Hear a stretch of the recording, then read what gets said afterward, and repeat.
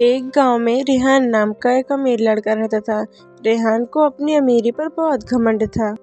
रेहान से अगर कोई गरीब मदद मांगने आता तो उसकी कोई मदद नहीं करता, बल्कि उसको धुतकार कर भगा देता।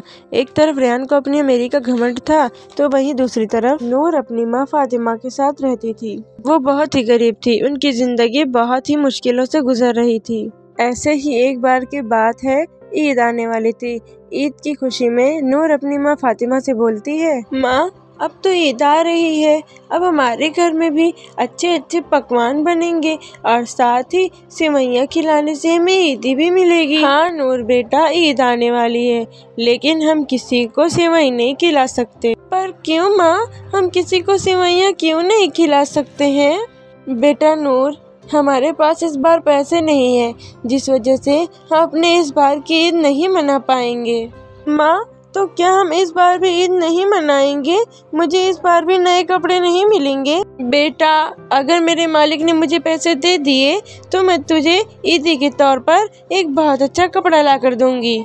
ऐसा कहकर फातिमा नूर को गले से लगा लेती है और उसे खाना खिलाकर सुला देती है। अब ऐसे ही दिन गुजरने लगते हैं और बाजार में ईद की वजह से चकाचौंध रोशनी हो रही थी। कोई इधर सामान खरीदता तो कोई उधर सामान खरीद रहा था। ईद की खुशी सब मना रहे थे। अगले 2 दिन बाद ईद का त्योहार आ जाता है। सकीना अपने भाई रेहान से बोलती है, भाई लाओ दो। अरे क्या दूं मैं तुम्हें? भाई आज ईद है, आज के दिन आप मुझे ईदी नहीं देंगे क्या? आज के दिन तो हक है मेरा आपसे मांगना, तो आप बहाने मत बनाइए, चुपचाप से ईदी दे दीजिए। अरे सकीना, तुम भी ना बहुत जल्दी सीरियस हो जाती हो, रुको मैं देता हूँ। इतना बोलकर रेहान अपने पर्स में से पैसे निकालता है और सकीना के हाथों में थमा देता है, और इस तरह वो हंसते हुए अपनी ईद को सेलिब्रेट कर रहे थे। वहीं दूसरी तरफ नूर अपनी माँ फातिमा से ईद के दिन बोलती है, माँ आपको तो पैसे ही नहीं मिले। अरे बेटा, तो चिंता मत कर, मैं भी थोड़ी देर में अपने काम पर जा रही हूँ। अगर मालिक ने मुझे पैसे दे दिए तो मैं पक्का तेरे लिए तेरी ईद दिलाऊंगी। क्या माँ, आज के दिन भी आप मेरे साथ समय नहीं बिता रही और काम पर जा रही हैं? एक तो मुझे नए कपड़े पहनने का मन कर रहा था और ऊपर से मेरे सेवई खाने का भी मन कर रहा है, और एक आप हैं, आपको ना मुझसे बिल्कुल भी प्यार नहीं है, तभी तो आज के दिन भी मुझे छोड़कर काम पर जा रही हैं। नहीं बेटा, ऐसी बात नहीं है, मैं आज काम से जल्दी आ जाऊंगी और जब तक मैं काम पर नहीं जाऊंगी तो तुझे ईदी कैसे दूंगी? लेकिन माँ, मेरा सेवइयाँ खाने का बहुत मन कर रहा है, क्यों ना मैं रेहान भाई से जाकर थोड़ी सी सेवई लेकर आऊं? नहीं बेटा, मैंने सुना है कि रेहान एक बहुत ही घमंडी इंसान है, उसको अपने पैसों पर बहुत घमंड है, इसलिए हमें उससे कुछ नहीं लेना चाहिए। भले ही हम लोग गरीब हैं, लेकिन किसी से भीख मांगना हमारी फितरत में नहीं लिखा।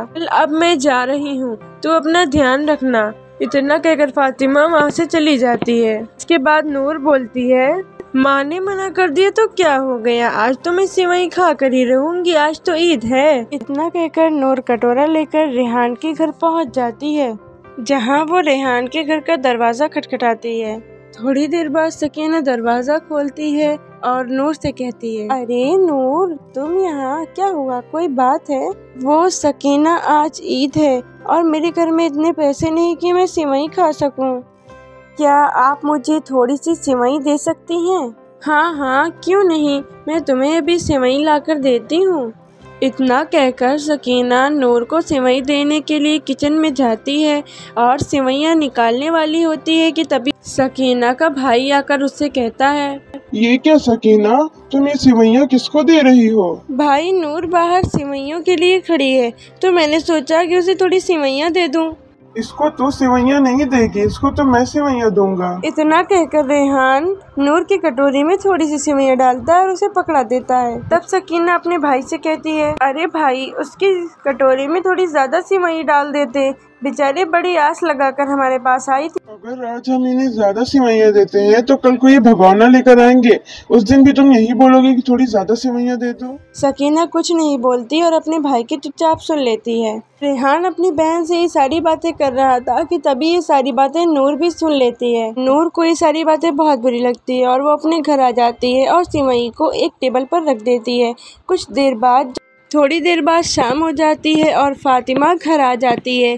तब नूर अपनी माँ फातिमा से कहती है, माँ, क्या आपको आपके पैसे मिले?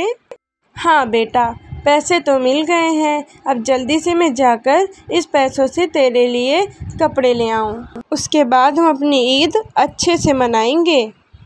माँ, मुझे कपड़े नहीं चाहिए, बस आज के दिन आप मुझे कुछ मीठा खिला दीजिए।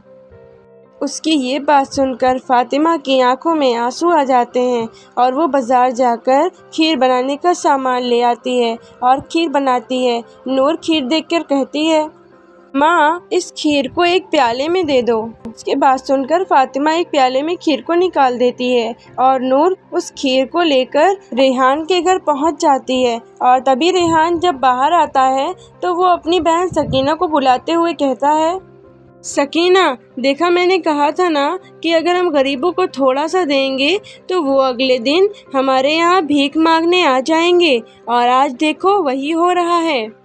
इसलिए मैं इन्हें कुछ देना नहीं चाहता था।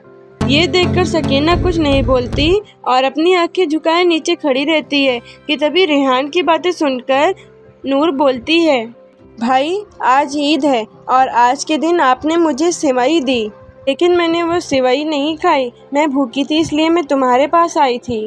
और अब मेरे घर में मेरी माँ ने खीर बनाया है। मेरी माँ बहुत ही अच्छी खीर बनाती हैं, इसलिए मैं अपनी माँ के हाथों की बनी खीर लाई हूँ। और उस खीर के साथ साथ आपकी दी हुई सेवई भी लाई हूँ। ना कहकर वो खीर और सेवई रेहान के हाथों में दे देती है और फिर वहाँ से चली जाती है। ये सब देखकर रेहान को पछतावा होता है और वो ये सब देख खुद से बोलता है, रेहान, तुझे अपनी अमीरों पर कितना घमंड था, लेकिन आज उस बच्ची ने तेरा सारा घमंड तोड़ दिया।